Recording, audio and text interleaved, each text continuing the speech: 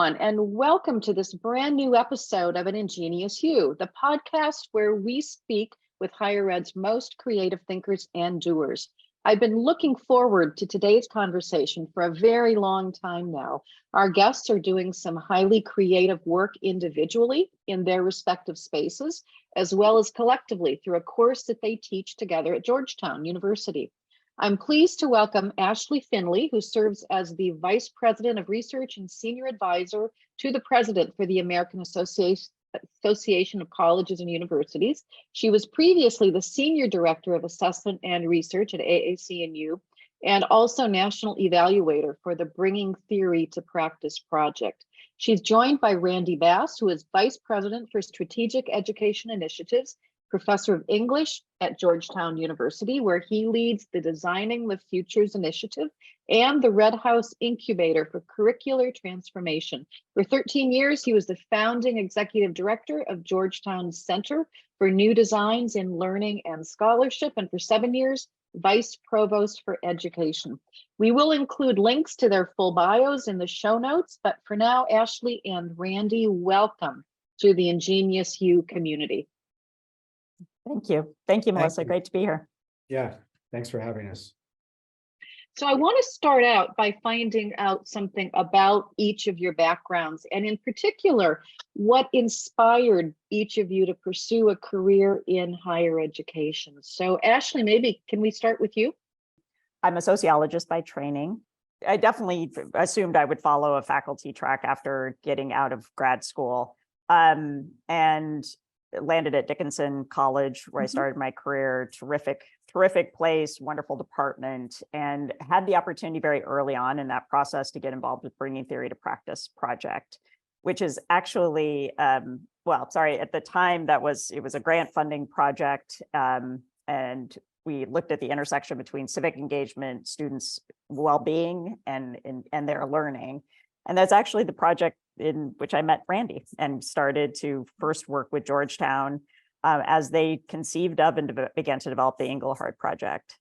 And I would just say, for the purposes of this conversation, what that early experience did was it just made the campus much wider all of a sudden. And I felt very grateful for that, my whole career, to have had such an early experience as a faculty member where I did see my department. I was working within my department, but all of a sudden I was working with student affairs, and I was working with many other faculty from multiple departments. I was working with other institutions across the country, and being able to, like with Georgetown, being able to take these deep dives. So that sort of much more expansive view of how universities work was really, really informative and humbling early on in my career.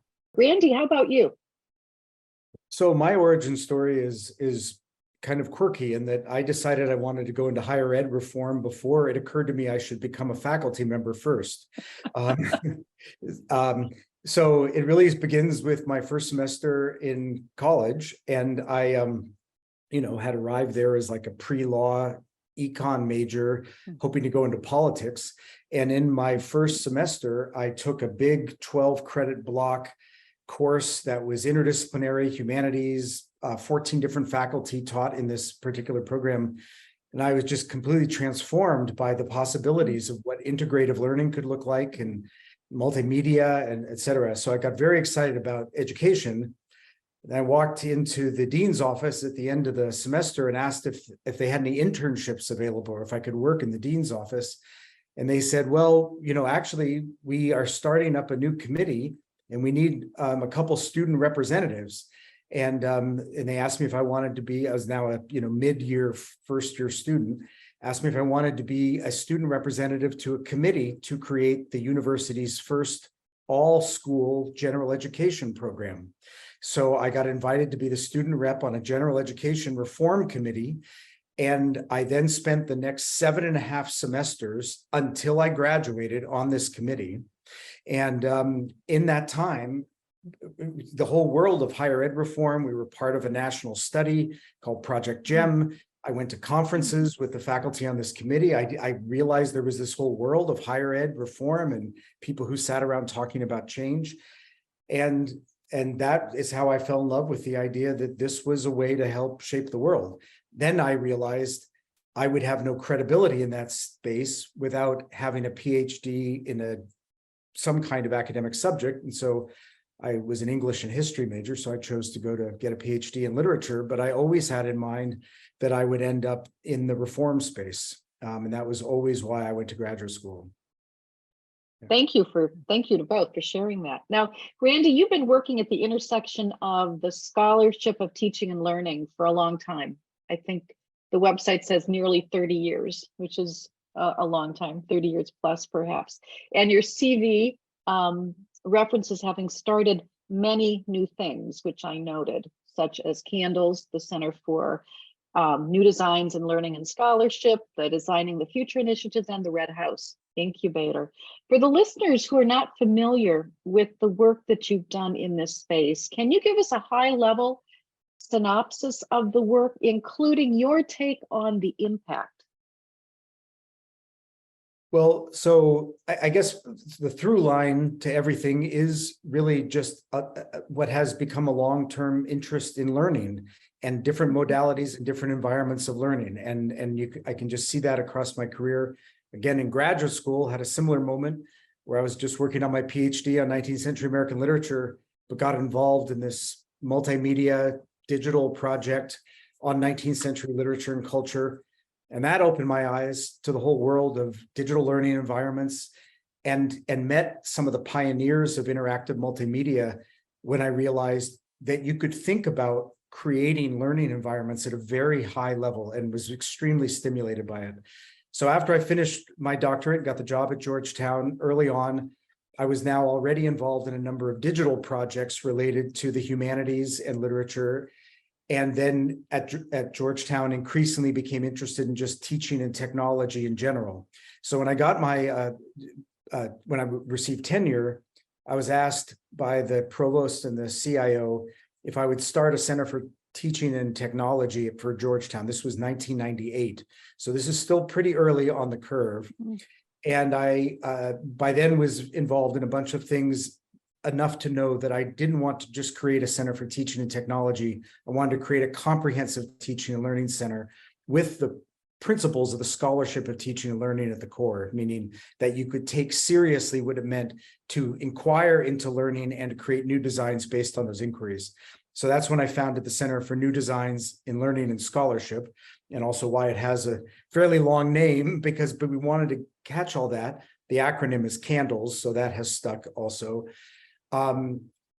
And then I was the founding director for 13 years, and I think that grew and became a fixture of campus and has had tremendous impact, though in many ways its real impact was really harvested during the pandemic when it served, the entire campus in a very robust way. I was not directing it by then, it was in the capable hands of my successor. And then I evolved out of that, about the time that higher ed was being rocked by MOOC madness. This is 2012, 2013, all the disruptive higher education, that particular wave. I had moved to the provost's office by then. And at that point, the institution felt it was important to now, in addition to the teaching and technology, the pedagogy, is to also ask bigger questions about where's the future of higher ed going. And the institution, we decided that the way to take that on was as a design project as opposed to a strategic plan. So we created the Designing the Futures of the University initiative. And I would say that, which then later became known as the Red House. So that's the same, now it's just the brand is the Red House in the unit. And I think the continuity there is that realizing, and I'm sure this is a theme we'll come back to in this conversation, in order to enact real transformation, you need levers at multiple levels. So CANDLES, the Center for Teaching and Learning, is an absolutely critical foundation of a lever for change that supports faculty in every aspect of their daily work: technology, assessment, now inclusive pedagogies, well-being, et cetera. But everybody's daily work, helping people just be better in the classroom and execute or to pivot to online to keep things open. But that is necessary but not sufficient for an institution to keep moving. You also need to be thinking at the structural level. So I think about when I moved from CANDLES to what became the Red House, it was moving from thinking about how to effect change more or less person by person or team by team, to thinking what are the structural conditions that allow people to think beyond their current practices. So the Red House is really set up to not ask, how do we help people do their work today or this year? It's asking, how are we going to help the university do its work in 10 years and in 15 years? And what should we be doing this year so that 10 years from now, we're really good at something we will have wished we were really good at when that 10 years from now or 15 years comes back.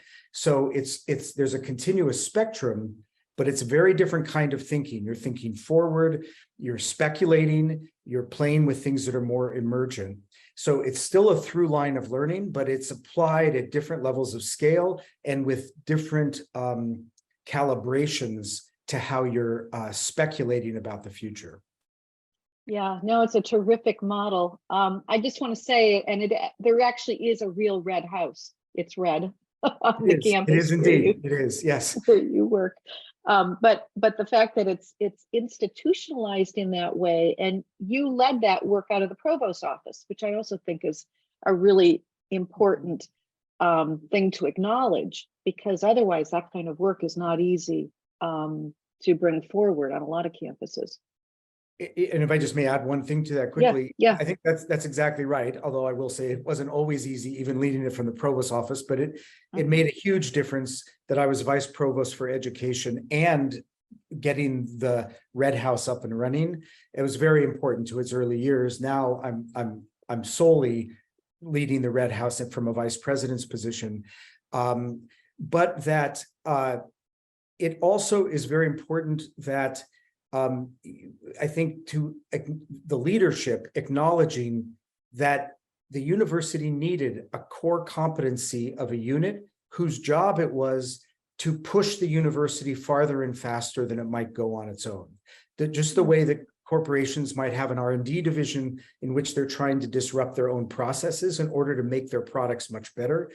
The idea is that if you're not pushing the boundaries of your own practices, then you're actually not really advancing your own thinking enough, especially in an environment like we are now, where it feels like we're almost living in a time-lapse movie.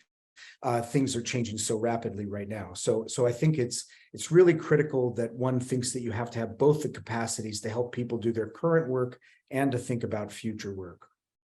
Yeah, good. We're going to come back to that later in the conversation.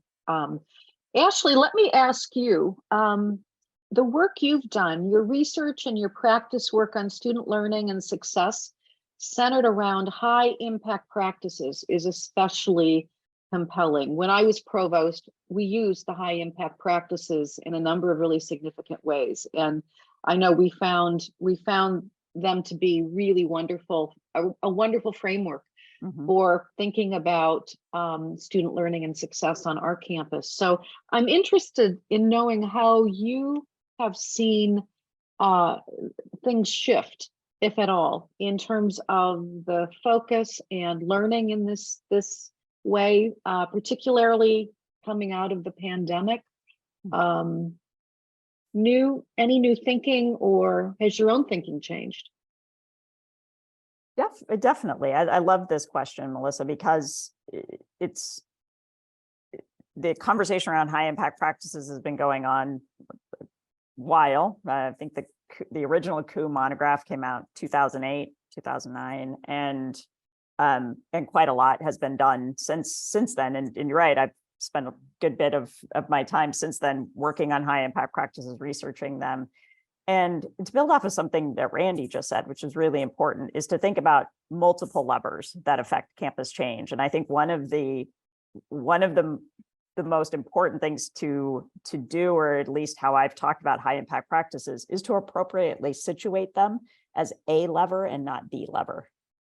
And that becomes important in terms of not using them as a checklist, not being maybe overly proud of yourselves as an institution that you have a whole bunch of them for students to choose from, in part because that it misses the point of how critical it is to focus on the quality of delivery of the practices, to think about how they work best in unison how they work best in terms of thinking about them as a collection of practices and actually assessing them that way. That was some of the early work that Tia McNair and I did around our study on high impact practices was simply for the first time putting them in aggregate with each other and looking at cumulative effects.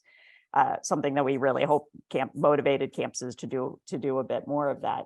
But I think as much siloing as that happens on campus and as common as it is to separate practices into various divisions, the label of high impact practice, I think, is very helpfully provided an umbrella for campuses to be thinking about how do you put these, how do you think about them together? How do you think about them as reinforcing efforts rather than a whole set of boutique experiences that students can find their way into?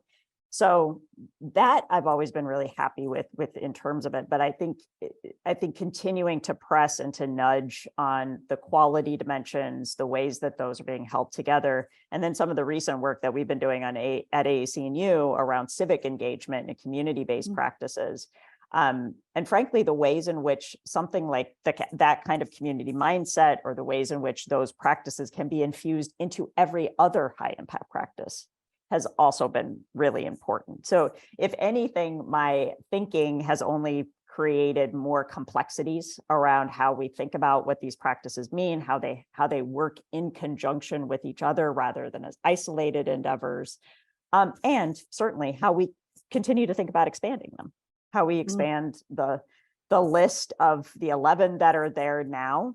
We've always said that is not a definitive list. It's simply a list of the most pervasive, or maybe the ones that tend to be have the most evidence or scholarship behind them. But I have great hopes that we will eventually be recognizing advising as a high impact practice. So if anything, I see more pathways into recognizing maybe some other really helpful existing resources on campuses that can be leveraged for even more and better efficacy. Yeah, that's terrific. I was actually going to ask you about advising, so you beat me to the punch there. So now you co-teach a course at Georgetown. The name of the course is The University as a Design Problem. I'd love to know something about the backstory for this course. So what's the origin, the purpose, who takes it? How did the two of you wind up co-teaching it? So I teach a course at the undergraduate level that I co-created with a wonderful co-teacher architect named Ann Pendleton Julian back in 2013, called The University as a Design Problem. So I was teaching an undergraduate version of the course that was more about imagining what the university of the future would look like. But then the Georgetown created a new master's program in learning, design, and technology. So the students who take that are young and mid-career professionals who are interested in getting a professional master's degree that really blends the learning theory, design thinking, and savvy with technology and learning environments. So for that master's program, I was asked to contribute a course that would be the course that helped put all of their learning and the other core courses together at the systems level.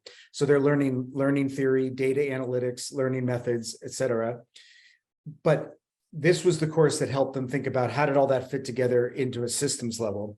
And so I just decided to give it the same name as my undergraduate course, even though it's quite different, because it was really thinking of the university, and it could mean a college, it could mean a system. We just use the university as a construct, but to think of it as itself a unit of analysis. And so that's how it started. And I taught it for a couple of years on my own with guests and things. But then after a couple of years and doing it very badly, I decided I really need a co-pilot who knows what she's doing. So Ashley and I were longtime friends. And as she said, share a lot of the same vision, but have some very complementary skills and experience. And so it seemed like a really good pairing. So we came together, and I believe this is our 4th year teaching it together. So that's the backstory of the course. Why is a course like this necessary? Well, I'll give you an answer from the inside of the program, and then Ashley, I might, and I might have other answers too, but from the inside of the program, the reason why they want this course in the curriculum is that they want the graduates of this program to be at a table, even if they're working for a Center for Teaching and Learning, or they're getting jobs as a learning designer or an instructional designer in some other kind of environment, which is where they all get jobs. They want those people to have the broadest possible perspective. They want them to be able to think critically about all the ripples and contexts that even a very focused learning design would have. Learning design and instructional design can be a very myopic or very recipe-driven professional skill. And that's not what they wanted. They wanted people who could be adept at that kind of learning design, but really could ask questions about broader purposes, about different stakeholders, about understanding the broader ecology, that where both the pressures of that ecology bear on the design, but also the role that any given learning experience has on the broader ecology. And so they just wanted students who could think up and down the scales from micro to meso to macro. And that's why that course is very important to the program. And now there's probably more to say about why we think this kind of thinking is important to the profession and the sector, but that's the programmatic answer. Okay, and by they you mean the faculty of the master's degree that you're talking about? Yes, right. Yeah, the LDT. So, so can you say a little bit about the organizing framework for the course, the key themes, how the course works? Randy and I landed pretty early on in our work together on the two core questions of the class, which are what makes change in higher education hard and what makes change in higher education possible. And if you take out higher education, you can apply those two questions to anything, to any work environment, to any professional situation. And in my mind, the value of the course lies in even the empowerment of students to believe that they can respond to those thoughtfully and systemically. So we really organize the class in terms of those two questions in many ways. And we take on some early readings to provide some foundational concepts like wicked problems. What does that mean? We talk about moving from some early bar and tag work, moving from an instructor paradigm to a learning paradigm, but really a focus on transitions, focus on what is a guiding mindset or paradigm that leads us down one road, what are we working toward, what become the disruptions in that. We've been playing with a framework this semester called the 3 Horizons framework that really takes on those in a really nuanced way.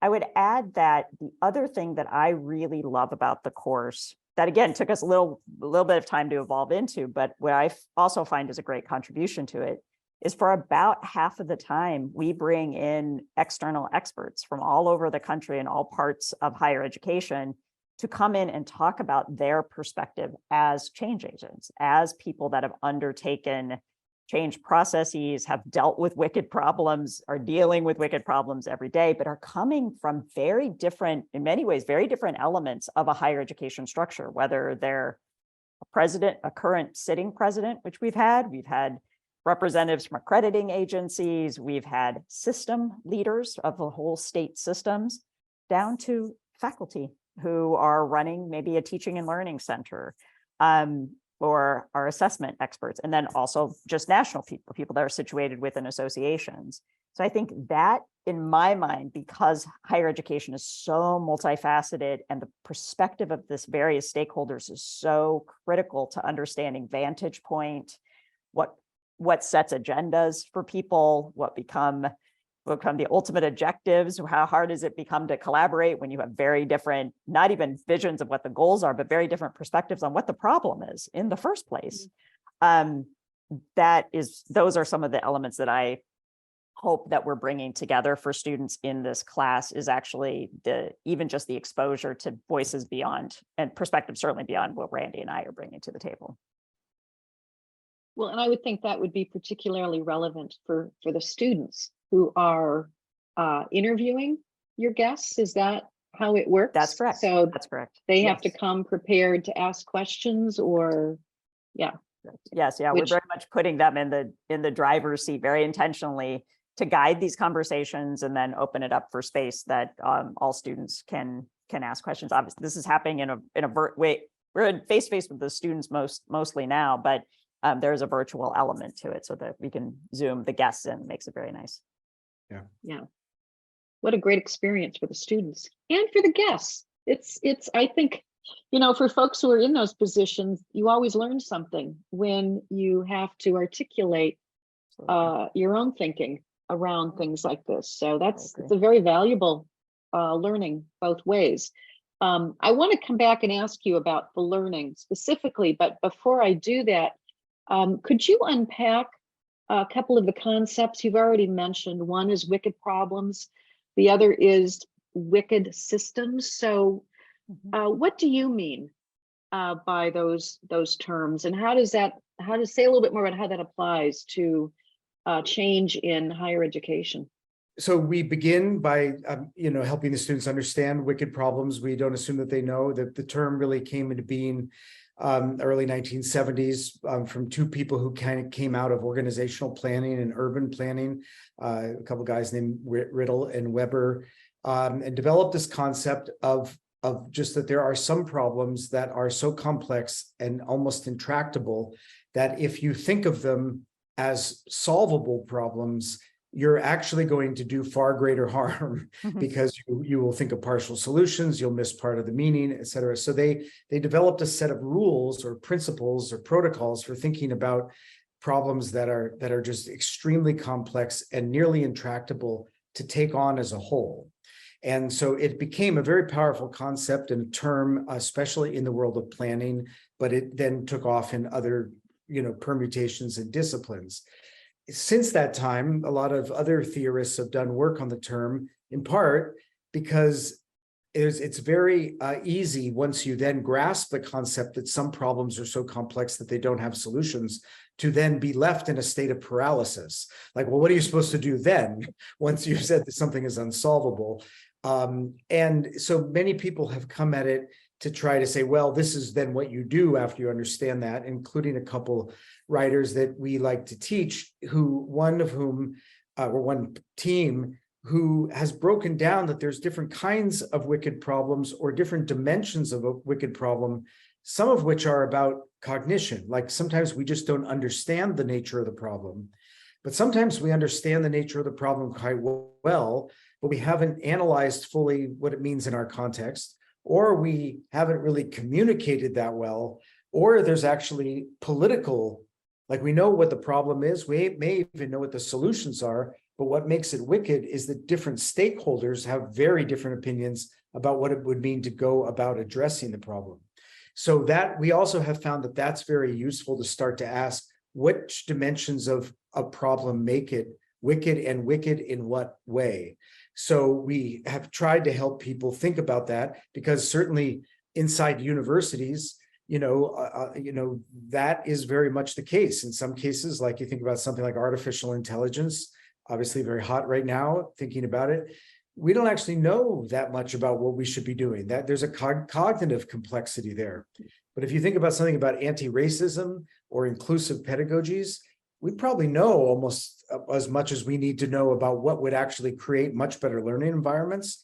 But there's probably political challenges there of what it means. In fact, even recently, deep political challenges and what it means to apply those things. So it's not about cognitive understanding, it's about a clash of stakeholders. So we try to give the students the tools to start to think adaptively about complex situations, or what we might call, because universities or institutions of higher education are complex adaptive systems, we need to give students adaptive tools to think about complexity. And I would think Ashley probably agrees that the thing that we really think we're giving students here is a tool set for addressing complexity, being comfortable with uncertainty, and comfortable with what it means to think strategically in a situation that cannot always be controlled, or in which progress will be emergent and cannot be engineered. So all of that is very much compatible with the 50-year-old roots now of wicked problems. It was a very anti-solutionist, anti-engineer, anti-over-engineering approach. to really organic, complex problems.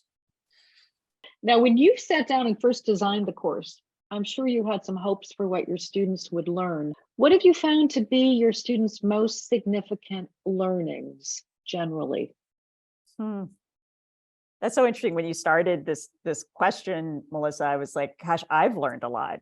Like, I feel like every year, and particularly now in working with the Three Horizons framework this semester, I feel like every year my own thinking has gotten more sophisticated in terms of thinking through the approaches to complexity and sitting in the complexity. I think, just to underscore something that Randy just said, is it does feel like a little bit of a gift to me, and a really incredible tool to just equip students with the ability to sit in complexity and not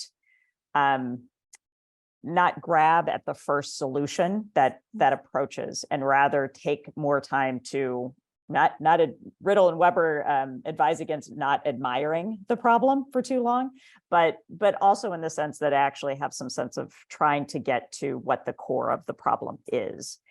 And I do think, and I think, particularly thinking about the kinds of aha moments that we've seen happen this semester, is we've focused quite a lot on what's the mindset that drives a particular way that this wicked problem has been constructed in the first place. What are the ways in which people are really thinking about the essence of the practice? They're not really thinking about the problem, but they're definitely thinking there's definitely a kind of emanation of that situation or problem out of a way of thinking. And I think it has been really powerful for the students to have to focus on that more than what the issue is, more than what the potential solutions are, but to really try to distill through all the noise to find what's driving the mindset of what's creating this situation in the first place.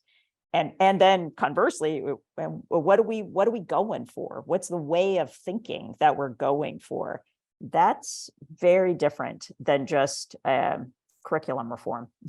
That's very different than just changing a set of requirements. And I think ultimately, again, kind of gets at the heart of that systemic piece that we're trying to drive home. Sounds like a profound learning experience. Randy, what have you taken away, either in terms of your own learning or what you've observed in your students? Well, it's definitely been a learning journey. I agree with Ashley. And we've only, I'll say, enhanced our learning journey by changing the course every time we teach it. But that also, it just feels also true to what we're teaching them, that this is a very dynamic space. And so, again, using this Three Horizons framework, which is a very different way of thinking about how you move from a dominant paradigm to an emerging alternative paradigm, has shifted the terms of the course somewhat. In that I think it still has everything that Ashley said, which is comfort with complexity. And I would say, if there's, the one takeaway that we hope everybody is always taken is, it's just a lot harder than you think to enact meaningful reform or to meaningful transformation. It doesn't mean you can't get small things done. You shouldn't focus on small things with very robust goals, but real transformation never has a simple solution. So if that's the only thing they take away from them, is to just be suspicious of simple solutions for very complicated things, then that'll be a good thing to carry with them wherever they go. But I think that what this particular semester, shifting to this framework, has brought that we haven't had in other semesters, is this idea of the paradigm, is becoming more aware of the paradigm that you sit in and how very difficult it is to think beyond it, and what it means to think about the relationship between the paradigm, meaning literally just the water, not literally, figuratively, the water we swim in, but how everything, the credit hour, how we think about grading, how we think about terms, how we think about the hierarchy between teachers and students, or what a legitimate credential is, that those are all things that we could fix and address and run programs on, but that ultimately seeing them all as expressions or manifestations of a particular paradigm just completely reframes the way you might even think about how to help faculty think more flexibly about grading. It ceases to, you know, everything ceases to be just a tactical innovation target. And you realize that there's a genealogy to every single practice that's tied to a much more complex set of forces. And again, don't need to be paralyzed by that every time, because nobody wants an instructional designer who wants to talk about the paradigm of modernity every time you say, go help this faculty member create a new module, right? So you have to be able to make those layerings, but you're bringing a very rich mindset to what any single unit of analysis of a problem is. So I think really just creating very flexible thinkers, and, you know, we hope that there's lots of resources and role models. You think the higher ed leaders provide important role models. One way to think about each of the people we bring in as experts is they give a different role model of what it means to think thoughtfully about how to navigate these systems. Whether you're a university president, or we've had people who come from systems like University of Texas or SUNY, they've all made careers of navigating educational systems. And I think students being able to hear a whole succession of successful role model leaders talk about that, you know, it just all becomes tools in their toolbox. So. Yeah, for sure. So my next question is going to be stating the obvious, I think, but I really want to hear your take on this. And that is to speak to the relevance here for institutional leaders and decision makers, especially on the heels of a significant period of pandemic adaptation. So what does or what value does a wicked problems mindset have for the leaders of our institutions, and thoughts about how to cultivate that kind of thinking on a college campus other than Georgetown? This is a great question, Melissa, because there's it's not hard to convince any campus or I've been lots and lots of faculty development sessions, and it's not hard to convince people about wicked problems existing or things being too hard to diagnose or figure out what the solutions are. All of those things make a great deal of sense. I think what I hope the course does, and what we're trying to accomplish with the course, is build better conversations about what those are. And that's coming very specifically off of our experience this semester in using the 3 Horizons framework as a kind of dialogic tool to encourage those conversations and to have those conversations take on a different level of substance. But even if I think reflectively about where I have seen great change initiatives happen on campus and where I've seen great failures of change initiatives on campuses, I think they have been won and lost in conversations. I think they've been won and lost in the discussions that have been created, either because they weren't, on the negative side, because they weren't inclusive enough, they moved too fast, they moved too slow. They never got to the heart of what the matter was, so they felt perfunctory, maybe false, maybe inauthentic. It's really stunning how much is lost on how you build those rooms and how you sustain the conversations in meaningful and productive ways. And I do think it's been our work all the way along, but definitely this semester, I think we've really zeroed in much more on what it means to build strong enough conversations to sustain the work. You know, there's a ton of great things happening in higher education, but, you know, there's some pretty good indicators it's not going so well. You know, public opinion is going down. We're being attacked from different sides. Educational attainment for the lowest socioeconomic sector is now maybe ticking up, but it was pretty flat for about 50 years. It's not clear that, you know, we're built to pivot quickly for things like ChatGPT and AI, although, you know, maybe it's a good thing that this is all happening post-pandemic, because I think at least our muscles are warmed up. And that change is going to come faster at us.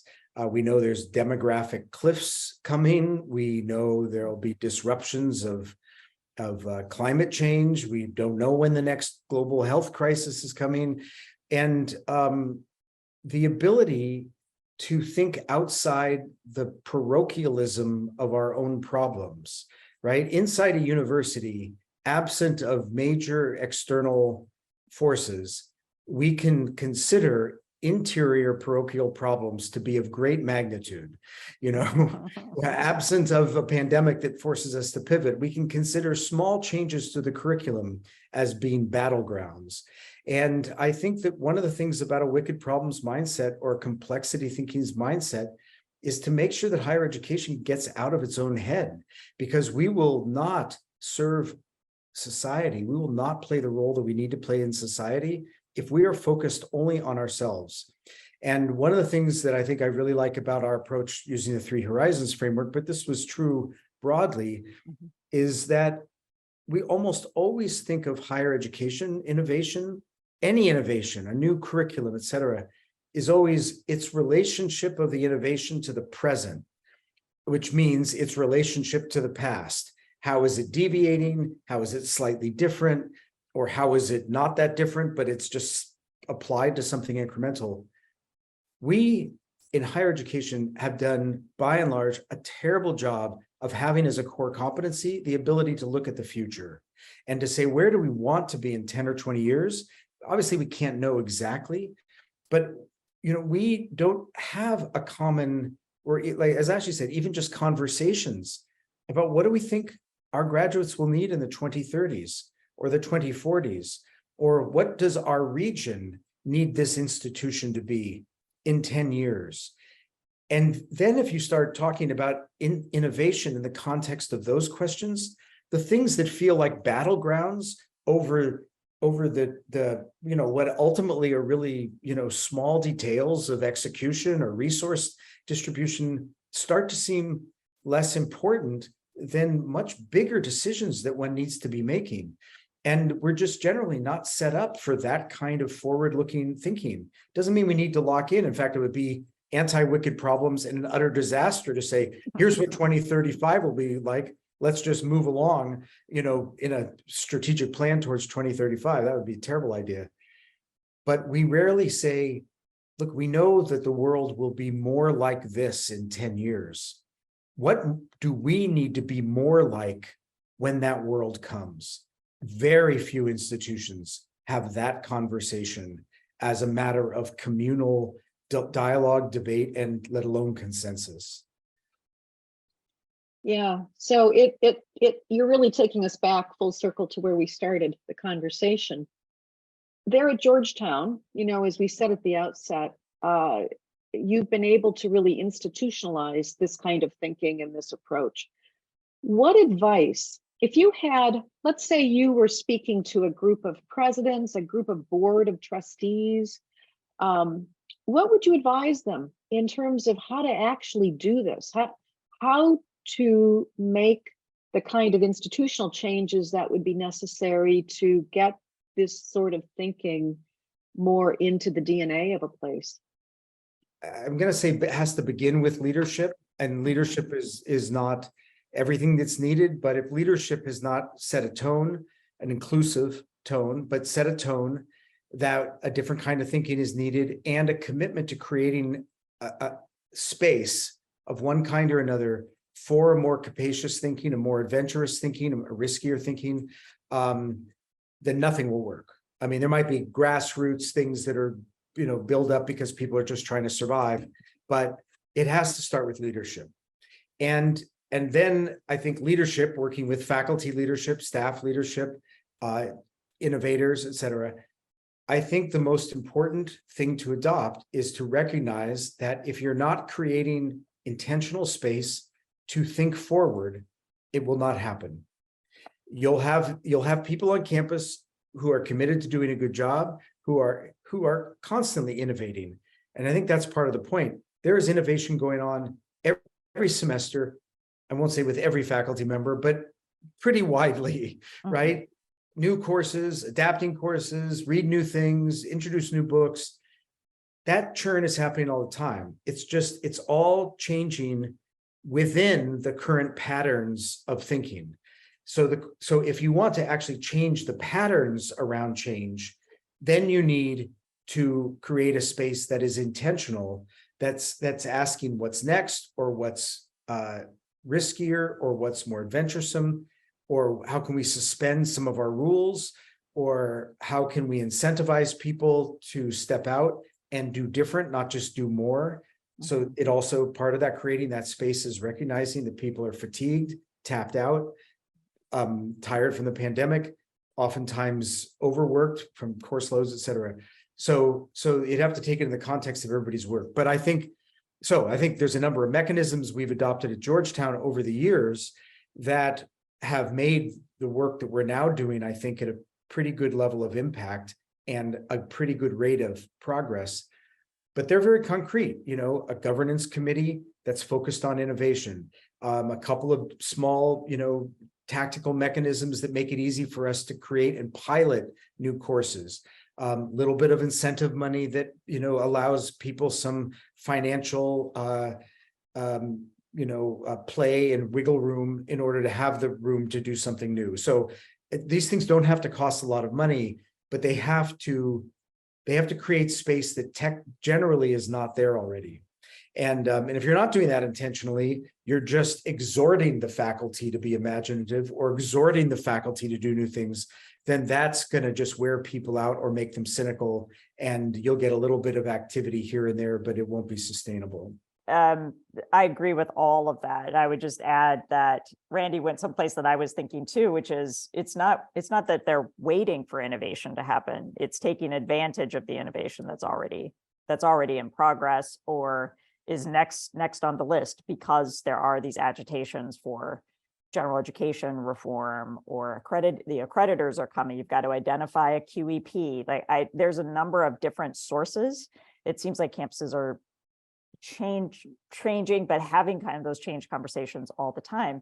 So what I'm thinking about are the ways that we sustain, not quite sustain, but try to build in these conversations where those areas of change are happening, knowing they're coming up all the time. So, like, for example, thinking about how to use fellows, how to use fellows with a wicked mindset approach that could be infused in multiple committees and multiple areas of campuses, so that you have multiple people that are kind of agitating in these conversations for a different kind of thinking or a different kind of approach. It's never constructed that way, right? You have like teaching fellows or assessment fellows. They do kind of train in one kind of specific thing, but having a more expansive approach might actually be really helpful. But recognizing the fact that there are multiple opportunities in terms of required professional learning opportunities all the time on campuses that could be used in this way with these kinds of conversations would be at least a starting point.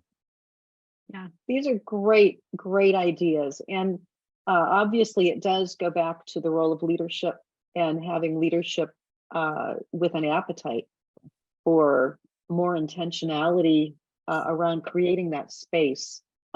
So this has been just a terrific conversation. I have learned a lot, and really appreciate the insights, as I know our listeners will. So thank you again so very much for spending this time with me. And I wish you all the best as you go on to revise the course, probably once again at the completion. Probably. Thank you, Melissa. Thanks for the opportunity. Yeah, thank you so much. Really enjoyed it. Thank you, Melissa.